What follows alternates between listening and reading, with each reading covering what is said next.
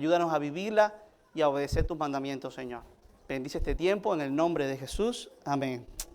Les invito a ir a la palabra del Señor, hermanos, a Juan capítulo 8, versículo 12. Yo le doy muchas gracias al Señor por permitirme una vez más compartir su palabra a su iglesia.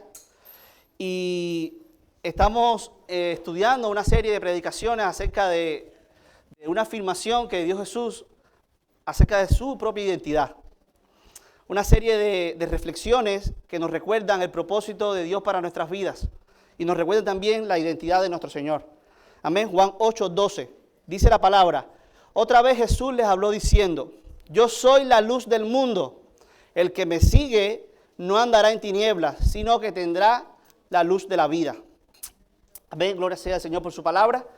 El día 31 de diciembre de 1879 se reconoce como el día que inició a la era de la luz eléctrica, debido a que Thomas Alva Edison, un científico estadounidense, demostró la iluminación con 53 bombillas eléctricas. Esto sustituyó las lámparas de queroseno y de gas que se usaban anteriormente. Eran costosas y poco efectivas, causaban incendios frecuentes en espacios muy cerrados. Permitió que las ciudades se volvieran más seguras con la iluminación pública, facilitando actividades sociales, educativas y comerciales después del anochecer. Favoreció el desarrollo de la revolución industrial. Las fábricas ya podían operar durante toda la noche, extendiendo así la jornada laboral. Y aumentó drásticamente la productividad global. Impulsó el crecimiento de nuevas industrias como la automotriz y la de los electrodomésticos. Hermanos, vivimos en un mundo oscuro, en un mundo de tinieblas, en un mundo que está cada vez más alejado del Señor. Las personas están perdidas alrededor buscando con afán la verdad y no les es fácil encontrarla. Debido a su ceguera espiritual, tropiezan cada vez más en su penumbra desesperanzada de pecado. Están totalmente atrapados en los lazos de la inmoralidad, la idolatría y en las obras de las tinieblas. Amada iglesia, Jesucristo vino a este mundo como luz en las tinieblas que resplandece. La luz verdadera que alumbra a todo hombre. Cuando él era niño, Simeón lo llamó luz para revelación a los gentiles y gloria de su pueblo Israel. Mateo registra que en su ministerio en Galilea, en Mateo 4, 14, 16, se nos dice que Jesucristo dio cumplimiento a la profecía de Isaías, donde se dice que tierra de Zabulón y tierra de Neftalí, camino del mar al otro lado del Jordán, Galilea de los gentiles, el pueblo asentado en tinieblas vio gran luz, y los asentados en región de sombra de muerte, luz les resplandeció.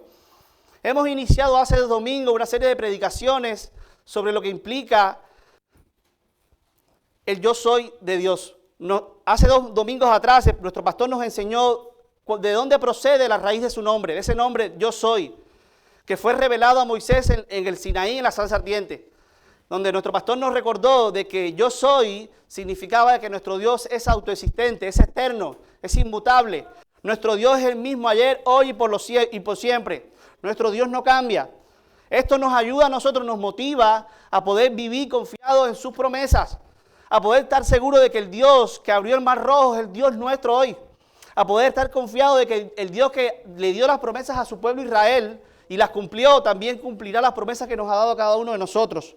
El domingo anterior, nuestro hermano Gabriel nos enseñó acerca de la verdad de que Jesús es el pan de vida.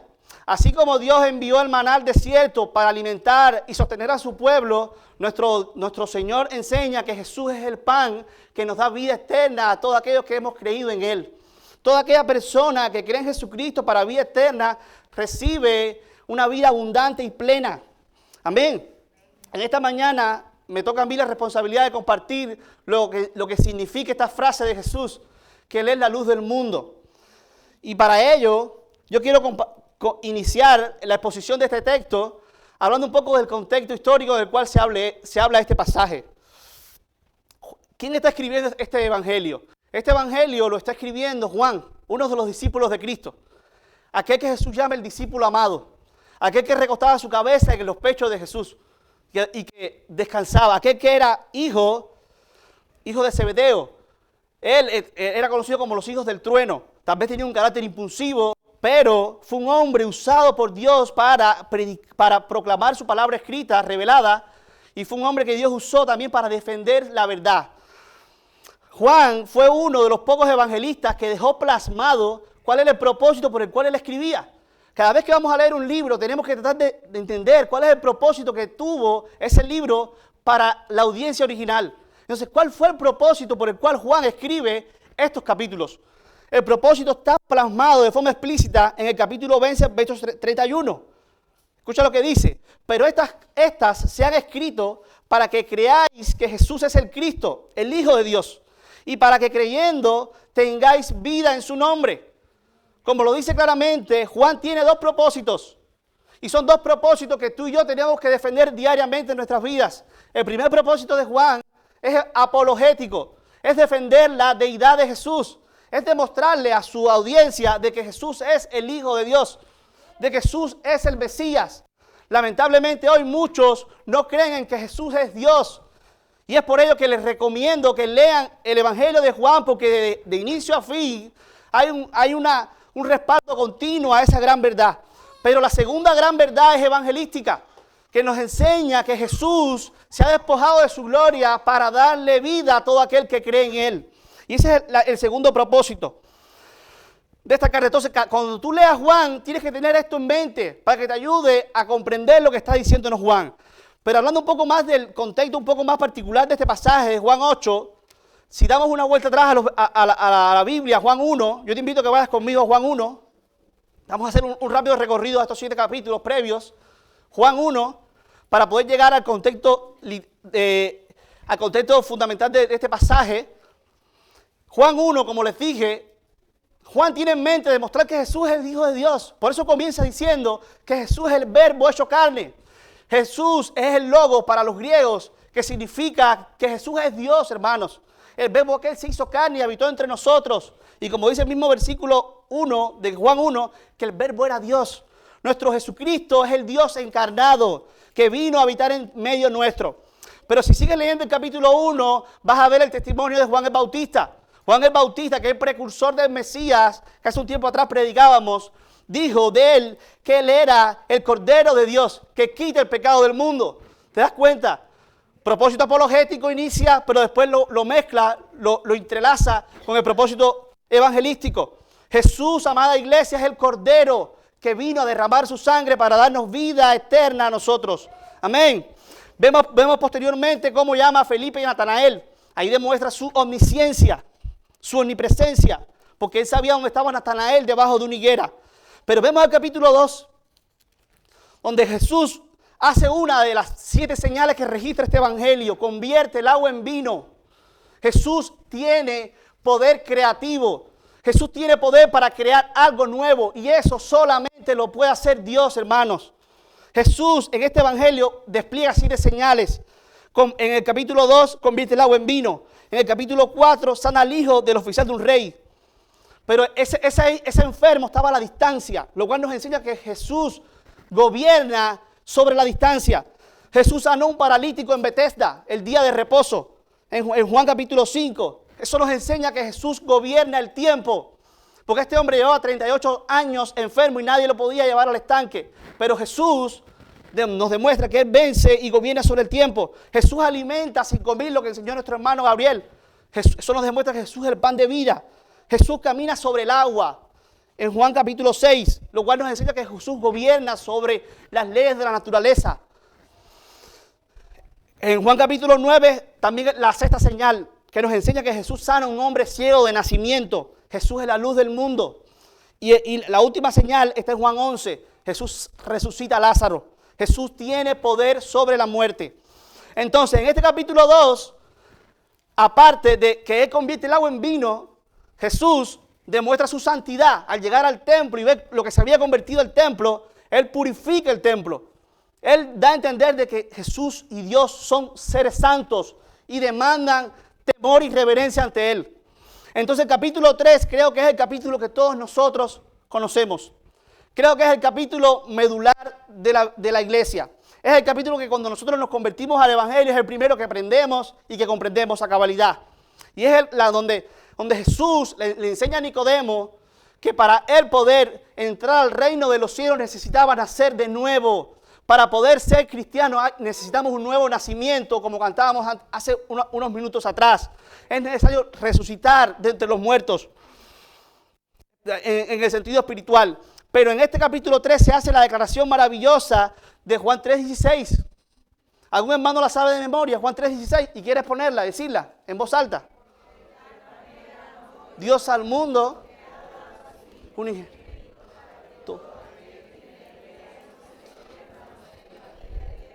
¿Te das cuenta? Cómo el propósito apologético y evangelístico está incluido. Envió a su Hijo, demostrando su deidad, demostrando que viene de parte de Dios. Capítulo 4, Jesús y la mujer samaritana. Al mismo tiempo de que Jesús es Dios, también la mujer donde era una persona marginada en aquella sociedad, Jesús viene y habla con esta mujer. Jesús no discrimina a nadie. Y es algo que está bien claro en los evangelios. Jesús vino a rescatar a los pobres, a rescatar a los humildes, a los necesitados, a los afligidos, porque son los que responden a la palabra de Dios. Entonces Jesús viene y le dice a esta mujer una gran verdad en el capítulo 4. Le dice que Él es el agua viva, que aquella persona que crea en Él, de su interior correrán ríos de agua viva. Entonces Jesús usa esa ilustración para hacerle entender a aquella samaritana de que no se trata de etnicidad, no se trata de países, no se trata de límites geográficos, se trata de adorar al Rey de Reyes en espíritu y en verdad. Entonces, en Juan capítulo 4 también Jesús al hijo del noble, del siervo. Capítulo 5, como ya les había dicho, una de las señales sana al paralítico de Betesda, pero lo hace un día particular, lo hace el día de reposo, el día que no se podía hacer nada para la ley judía. Lo que pasa es que los judíos habían malinterpretado ese principio, ese mandamiento. Y Jesús nos demuestra que Jesús es el Señor del día de reposo. A Jesús exponer eso está diciendo que Él es Dios, hermanos. Jesús fue el que dio la ley.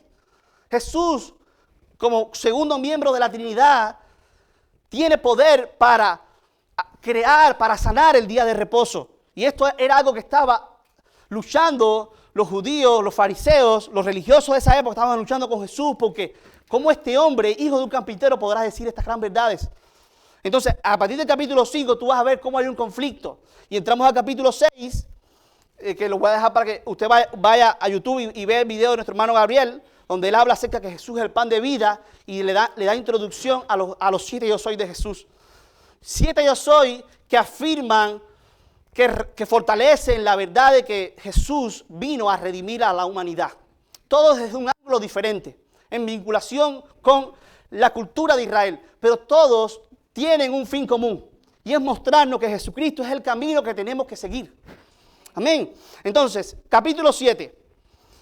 El capítulo 7 inicia hablando de la incredulidad de sus hermanos. Sus hermanos no creían. Los hermanos carnales de Jesús no creían en Él. Y les dijeron, vete a Judea. Vete a Judea. Ya has hecho muchos milagros acá en Galilea. Ve a Judea. Y Jesús, ¿qué hace? Jesús, en el versículo 10, dice, Jesús en las fiestas de los tabernáculos. Y con esto quiero darte una breve introducción de esta fiesta. Esta fiesta fue instituida por Dios en Levítico 23. Esta fiesta fue una de las 3 grandes fiestas.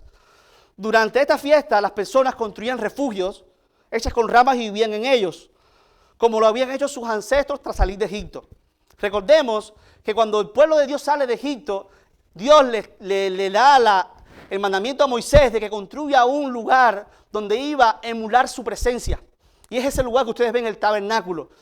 El tabernáculo reflejaba, mostraba, simbolizaba la presencia de Dios en medio de su pueblo. Entonces Dios le dijo en Levítico 23 a Moisés que una de las fiestas que ellos debían recordar una vez hayan llegado a la tierra prometida era recordar esa gran obra que Dios hizo de proteger a su pueblo en medio del desierto. Entonces, tradicionalmente los judíos lo continuaban haciendo, y para el tiempo de Jesús ellos habían añadido, durante el periodo intertestamentario, habían añadido 2 grandes ceremonias, las cuales simbolizaban parte también de la obra sobrenatural de Dios en el desierto. Entonces, el primer ritual que tenían, que es el que se desarrolla en el capítulo 7, era la ceremonia del agua. Este ritual, como les dije, se había vuelto tradición en los siglos anteriores. Conmemoraba la provisión milagrosa de agua durante los años de Israel en el desierto. y anticipaba las bendiciones de la era mesiánica. También era una oración simbólica por la lluvia. Cada día de la fiesta, el sumo sacerdote sacaba agua del estanque de Siloé y la llevaba en procesión hasta el templo. En la puerta del agua, que estaba al sur del templo, se tocaba 3 veces el chofar, una trompeta hecha con el cuerno de un carnero para marcar la alegría de la ocasión. También se recitaba Isaías 12:3, que dice: sacaréis con gozo aguas de las fuentes de salvación. En el templo los sacerdotes marchaban alrededor del altar, mientras el coro del templo cantaba el Jalel, que son los salmos de 113 a 118. Entonces el agua se derramaba como ofrenda a Dios. Entonces, uno de los ritos de esta fiesta era esta celebración del agua.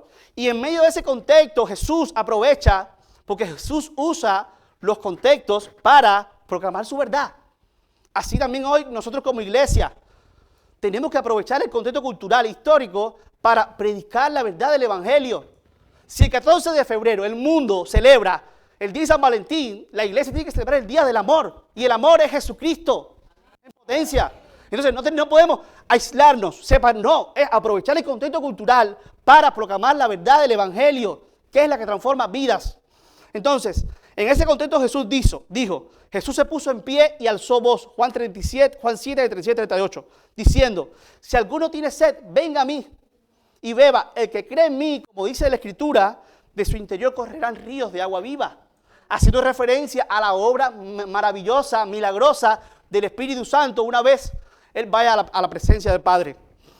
Entonces, la segunda gran tradición era la contrapartida por el día, la contrapartida por la noche. En la noche ellos alumbraban muchos candelabros, que esos candelabros daban una luz muy fuerte en todo Israel. Escucha cómo el historiador F.F. Bruce dijo: no había un patio en Jerusalén que no reflejara su luz. Servía como recordatorio de la columna de fuego por la cual Dios guió al pueblo de Israel en el desierto. El pueblo, incluso los líderes de mayor dignidad, danzaba exuberantemente alrededor de los candelabros durante la noche. Sostenían antorchas ardientes en sus manos y cantaban canciones de alabanza. Entonces, en medio de ese trasfondo, Jesús dice esta gran verdad de Juan 8:12. Él dice que Él es la luz del mundo. Entonces te das cuenta cómo Él usa la parte cultural para poderle llegar a la gente. Juan 8:12, vamos a centrarnos en este texto, hermanos. El texto anterior, del 7:53 al 8:11, ha habido mucho debate. Yo no quiero enredarlos en esto.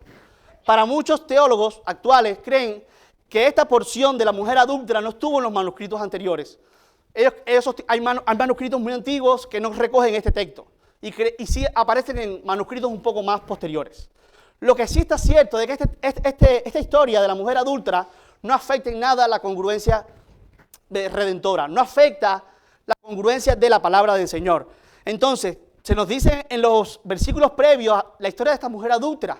Los fariseos, recuerden que los fariseos era ese grupo religioso que se aisló en un momento para preservar la ley, pero en los tiempos de Jesús ya se habían contaminado mucho, habían añadido muchas cosas a la ley, y sobre todas las cosas lo que estaban haciendo era que le daban más importancia a la parte ritual, religiosa, más que a la parte moral y ética de la ley. Entonces Jesús los confronta y fueron uno de los principales enemigos que tuvo Jesús durante su ministerio terrenal. Entonces ellos, como les dije, en el capítulo 7 hay ellos habían traído previamente a los alguaciles, a los del ejército romano, para que controlaran a este hombre que estaba enseñando cosas en contra de la ley, pero no había nada en contra para coger a Jesús. Ellos ahora le traen a una mujer adúltera a ver si lo pueden coger en algo de la ley. Pero lo que pasa es que ellos solamente traen a la mujer, ellos no traen al hombre. Entonces ellos querían que Jesús, al castigar, porque lo que le correspondía a esta mujer era un apedreamiento. Si Jesús la apedreaba, iban a juzgar a Jesús de que era poco misericordioso. Si por el contrario Jesús la perdonaba, lo iban a acusar de que Él no aplicaba la ley de Moisés.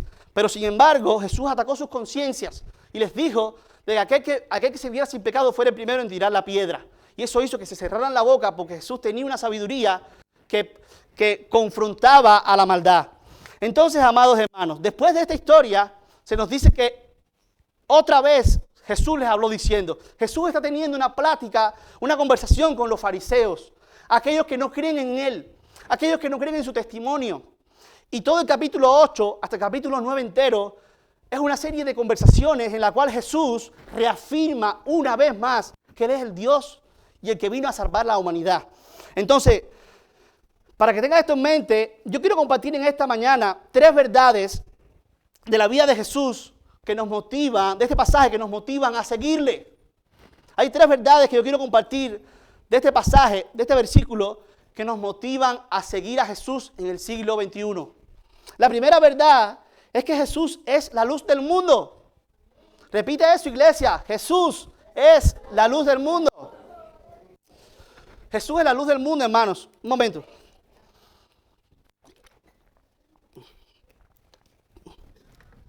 Para comprender lo que quería decir Jesús sobre esta verdad, tenemos que entender lo que significa luz en toda la Biblia. El significado de luz tiene un significado muy amplio, multifacético, que atraviesa toda la narrativa escritural. La luz se conecta siempre con la presencia personal de Dios, mientras que la oscuridad representa todo aquello que se opone a Dios. Desde el acto creador inicial, Dios establece la luz como límite contra la oscuridad, vinculándola instantáneamente con su presencia y estableciendo orden sobre el caos. La luz funciona como un atributo divino y es símbolo de su presencia, oponiéndose a las tinieblas que representan el mal y la muerte. Este dualismo ético lo vas a ver desarrollado en toda la Biblia. La luz y aquellos que representan a Dios son caracterizados, te lo voy a dar por ejemplo para que puedas comprenderlo, como por ejemplo Abel. Abel representa la luz, en contraste con Caín, que representa la oscuridad. Abel fue obediente. Abel trajo lo mejor de su ofrenda a Dios. Abel muestra la adoración, la devoción, el temor a Dios, lo cual es símbolo de la luz. Sin embargo, Caín hizo todo lo contrario, representa la oscuridad. Job, con su temor reverente, ahí yo les puse una tablita, que tal vez la puedan poner, para que puedan ver. Job, con su temor reverente, es luz en medio de una generación perversa, a tal punto que Dios decide destruir a la humanidad entera por medio de un diluvio. Lot en Sodoma y Gomorra, hermanos. Hay un solo justo. Lot con su justicia fue preservado porque representaba la luz en esa nación. José en medio de sus 11 hermanos. Moisés, Josué, Caleb fueron luz en medio del desierto. Donde una nación que no adoraba a Dios, que era dura de servir, que no creía en la promesa, ellos siguieron confiando. El profeta Samuel fue luz en el contexto aquel, y sin embargo los hijos de Elí, lo contrario. Vas a ver siempre esa dualidad en la escritura. David fue un rey fiel, aún con sus debilidades, en contraste con Saúl, que apostató de la fe. Isaías y Jeremías predicaron la palabra de Dios con fidelidad, en consonante con todos los falsos profetas que había en aquel tiempo. Esdras, Nehemías fueron luz durante la reconstrucción del templo, mientras que Tobías y Sanbalat hicieron todo lo opuesto.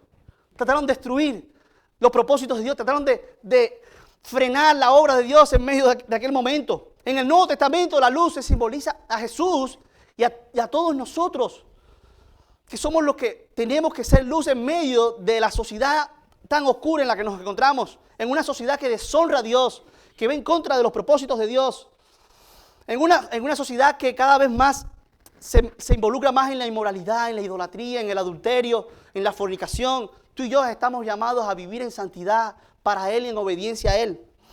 Entonces, cuando Jesús dice ser luz, ¿qué nos está queriendo decir, amada iglesia? Él está afirmando de que Él es Dios. Porque el judío conecta la luz con Jehová. En la mente, el judío piensa mucho a través de analogías. El pensamiento del judío es por medio de comparaciones, por medio de conexiones. Y el judío conecta la luz con Dios. Y cuando Jesús decía que Él era la luz del mundo, a la mente del judío venía el Salmo 27:1. Jehová es mi luz y mi salvación, ¿de quién temeré? Venía Isaías 60:19. El sol nunca más te servirá de luz para el día, ni el resplandor de la luna te alumbrará, sino que Jehová te será por luz perpetua. Entonces Jesús, al decir que Él es la luz del mundo, Él estaba diciendo: fariseos, mundo, yo soy el Dios del universo. Amada iglesia, lamentablemente muchas veces reducimos a Cristo a un pesebre y a la cruz. Lamentablemente hoy, aunque somos caracterizados entre nosotros como cristianos, evangélicos, que creemos en la Trinidad, no tenemos argumento teológico para demostrar la deidad de Cristo. Lamentablemente nos hemos convertido en testigos de Jehová en potencia. Porque hoy nos coge un testigo de Jehová que no cree en este pasaje, no cree que Jesús es el Dios del universo y nos hace trizas porque tienen más conocimiento que nosotros. Amada iglesia, yo te exhorto, yo te animo a que alabes a Jesús porque Él es el Dios del universo. Él es el Dios eterno. Él es el verbo de vida.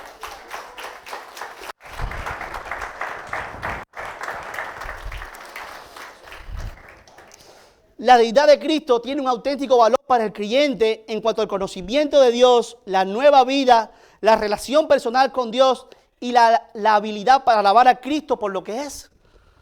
Mira Erickson, él tiene un libro de teología sistemática que es muy bueno. Un teólogo muy bueno en cuanto a teología sistemática. Les recomiendo, hermanos, de que adoremos a Jesucristo, que le alabemos. No solamente por su obra salvadora, sino por quien Él es. Jesús es la segunda persona de la Trinidad que se despojó de su gloria y vino a cumplir con la segunda gran verdad que encierra el significado de que Él es luz. Al decir Jesús que Él es luz, estaba afirmando que Él es el Mesías, que Él es el enviado, que Él es el ungido, que Él es el que había sido prometido muchos años antes. Jesús está diciendo que Él es la simiente de la mujer. Génesis 3:15. Cuando Adán y Eva pecan, Jesús da una promesa que es la que le da sustento a toda la Biblia, que es el hilo conductor de toda la Biblia, que es que de la simiente de la mujer iba a nacer alguien que iba a darle un golpe rotundo al diablo en la cabeza. El diablo le iba a dar en el calcañar. Jesús murió, Jesús sufrió, pero Jesús le ha dado un golpe rotundo a Satanás en la cabeza. Jesús está vivo y reina y volverá por su iglesia.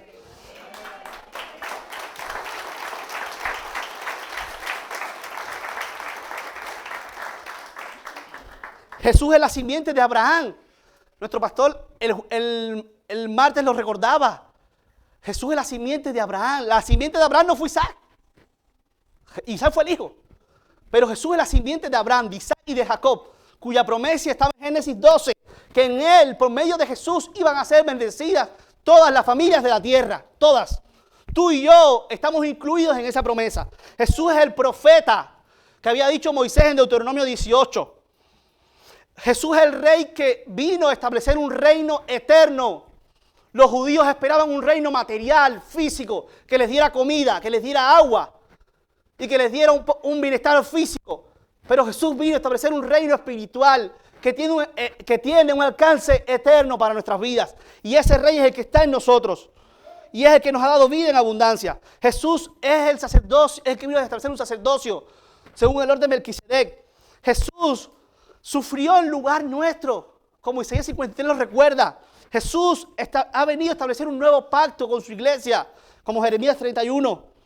Como dice Isaías 42, Jesús sería luz para las naciones y para los gentiles.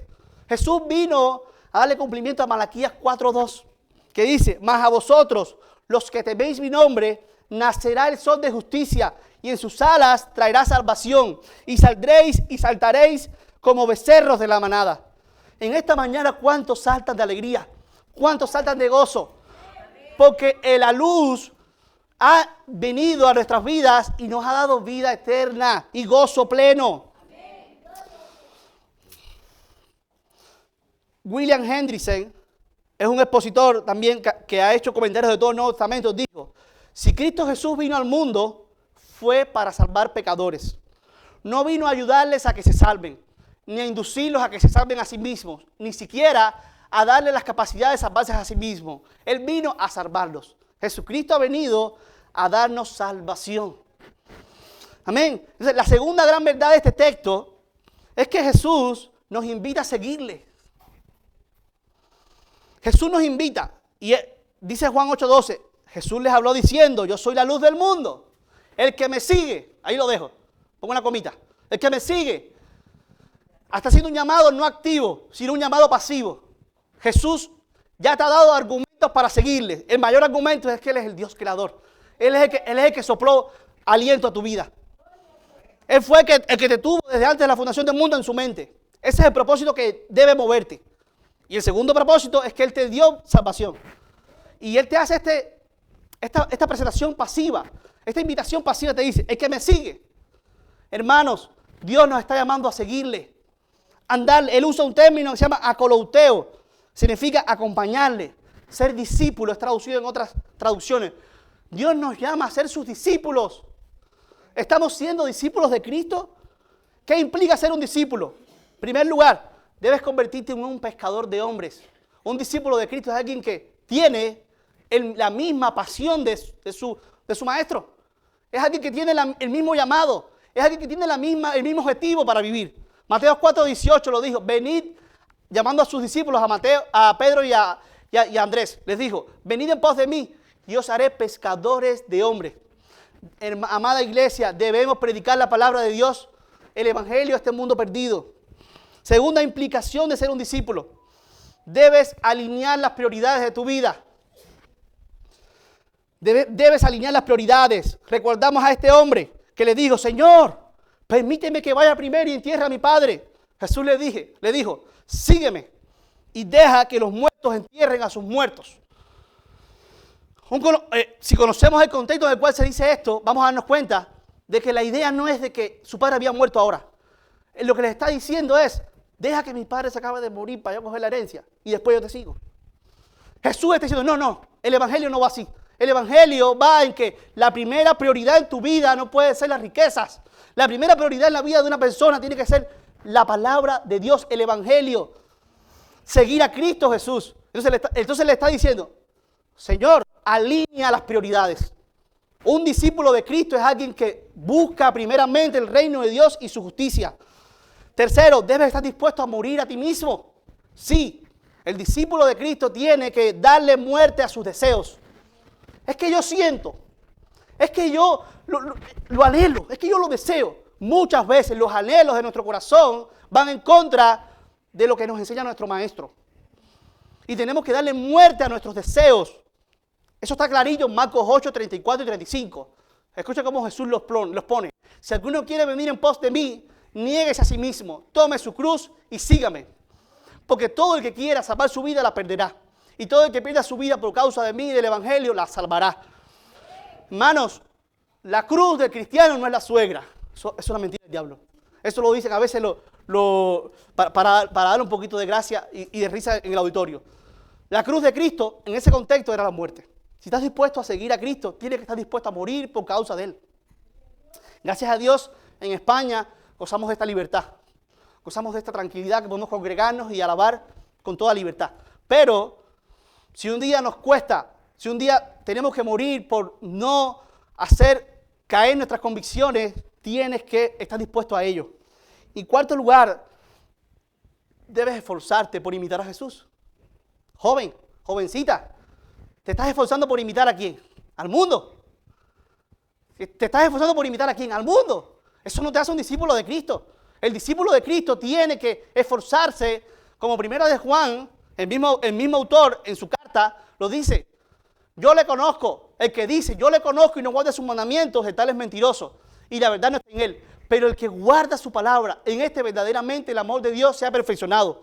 Por eso sabemos que estamos en él. El que dice que permanece en él debe andar como él anduvo.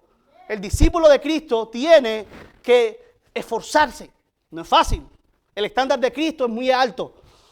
El estándar de santidad que Jesús nos ha modelado es muy elevado. Pero tú y yo, con la ayuda de Él, con la ayuda del Espíritu Santo, con la ayuda de su palabra, con la ayuda de la iglesia, podemos esforzarnos en imitarle. Más adelante, en este mismo capítulo, unos versículos más adelante, 31 y 32, Jesús dice, si vosotros permaneciereis en mi palabra, seréis verdaderamente mis discípulos y conoceráis la verdad y la verdad os hará libres. Imitar a Jesús implica obedecer la palabra de Dios. O la obediencia a la palabra es lo que te va a caracterizar a ti como un verdadero discípulo de Cristo. Amén. Christopher Sack dijo, la verdadera transformación del discípulo se produce cuando la palabra lo confronta en cada una de las áreas de su vida, de modo que se ve obligado a entronar a Cristo como su Señor en todo momento y lugar. Entonces Jesús nos llama a seguirles. El Dios del universo nos está llamando a seguirles. ¿Y qué pasa cuando tú y yo seguimos a Jesús? Es la tercera gran verdad de este texto. nos dice, el que me sigue no andará en tinieblas, sino que tendrá la luz de la vida. Aquella persona que sigue a Jesús, que cree en Él, Jesús disipa la oscuridad del pecado que hay en su corazón. Jesús, yo no sé cómo, así como la columna de fuego los iluminaba en el desierto, así como las antorchas iluminaban toda Jerusalén, se veía espléndida de noche. Cuando Jesús viene a la vida de una persona, su santidad produce un nivel de pureza y de espiritualidad que hace que toda la maldad del pecado se disipe. En la vida cristiana, yo no sé desde el punto de vista físico cómo es que opera. Seguramente aquí hay algún hermano que es electricista y sabe cómo es que opera la electricidad para disipar la luz. Pero en la vida cristiana hay procesos que Dios lleva a cabo en nosotros para disipar la maldad, para disipar las obras de la carne, para alejar las obras de las tinieblas de nuestros corazones. Y ese proceso, esos dos procesos que podemos ver en la Biblia claramente, son la regeneración y la santificación. A toda aquella persona que se arrepiente de sus pecados y cree en Jesucristo para vida eterna, Jesús le entrega un nuevo corazón. ¿Sabes qué, hermanos? Si Jesús no viene previamente y a nosotros que estábamos ciegos, sin entendimiento, nos da una nueva vista para poder ver su gloria. La luz puede ser muy resplandeciente. La luz puede ser la luz que emulaba a Jesús. Era una luz evidente. Porque Jesús, además de su santidad, hacía milagros que eran evidentes al mundo. Pero los fariseos seguían ciegos. No podían ver esa luz. Se creían que ellos veían. Como el capítulo 9 lo enseña por medio del milagro del ciego. Entonces, para que la luz de Cristo disipe esa oscuridad, tiene que haber un nuevo nacimiento. Como cantábamos hace unos minutos atrás. Resucitar. Tiene que Dios hacer resucitar la dignidad, la imagen de Dios que fue distorsionada por el pecado. Dios necesita recrearla. Es la idea del nuevo nacimiento. Por eso en Juan capítulo 3, Jesús se lo dice a Nicodemo. Nicodemo, te es necesario nacer de nuevo. Para que su luz impacte en nuestras vidas, tiene que haber un nuevo nacimiento. Ezequiel 36 lo dice claramente. Una profecía. Os daré un corazón nuevo y pondré espíritu nuevo dentro de vosotros y quitaré de vuestra carne el corazón de piedra y os daré un corazón de carne y pondré dentro de vosotros mi espíritu y haré que andéis en mis estatutos y guardéis mis preceptos y los pongáis por obra. Entonces Jesús disipa la oscuridad por medio de un nuevo nacimiento que pone en nosotros. Y Tito 3:4 lo dice igual, el apóstol Pablo. Pero cuando se manifestó la bondad de Dios nuestro Salvador y su amor para con los hombres, nos salvó, no por obras de justicia que nosotros hubiéramos hecho, sino por su misericordia, por el lavamiento de la regeneración y por la renovación en el Espíritu Santo. Entonces, te pregunto, iglesia, ¿has nacido de nuevo? ¿Hay evidencia en tu vida del nuevo nacimiento? ¿Hay evidencia? ¿Estás demostrando a este mundo de que tú has nacido de nuevo? ¿Tienes certeza y convicción de que hay nuevos deseos, nuevas pasiones, nuevos sentidos en ti? Si tú estás dudando con esa verdad, te recomiendo que leas Juan, porque Juan es un escritor que él no ve grises. Nosotros muchas veces vemos las cosas grises. Eso puede ser pecado, eso puede ser que sea bien, pero no. Juan habla en blanco y negro lo que está mal y lo que está bien. Cuando tú lees la primera de Juan, fue escrita para ese propósito, para darnos convicción a nosotros de que estamos en la verdad. Entonces, ¿has nacido de nuevo, iglesia? El segundo proceso por el cual Dios disipa esa oscuridad es la santificación. Hermano, si tú hoy crees en Jesús y mueres, la santidad de Cristo ocupa tu lugar y tienes salvación. Porque Dios te mira a ti como si hubieses vivido la vida santa de Cristo. Pero la santificación, al mismo tiempo que es posicional, también es algo progresivo. Y tenemos que ser conscientes de ese cambio en nuestras vidas. Es algo que Dios va haciendo en nuestro interior, de forma pasiva. Pero tú de forma activa tienes que buscar la santificación también en tu vida. Tienes que buscar crecer en santidad ante Él. Es el segundo proceso. Romanos 6:16. Escucha como Pablo lo dice. Hablo como humano por vuestra humana debilidad. Que así como para la iniquidad presentaste vuestros miembros para servir a la inmundicia y a la iniquidad, así ahora para santificación presentad vuestros miembros para servir a la justicia. ¿Te das cuenta? Así como antes, en el mundo, todo eso que hacíamos, que estaba en contra de Dios, y lo hacíamos con una pasión tremenda, ¿cuánto más ahora que hemos sido rescatados? Tenemos que presentar nuestra vida en santidad para Él. Y Romanos 6:22, unos versículos más adelante dice, mas ahora que habéis sido libertados del pecado, hechos siervos de Dios, tened por vuestro fruto la santificación y como fin la vida eterna.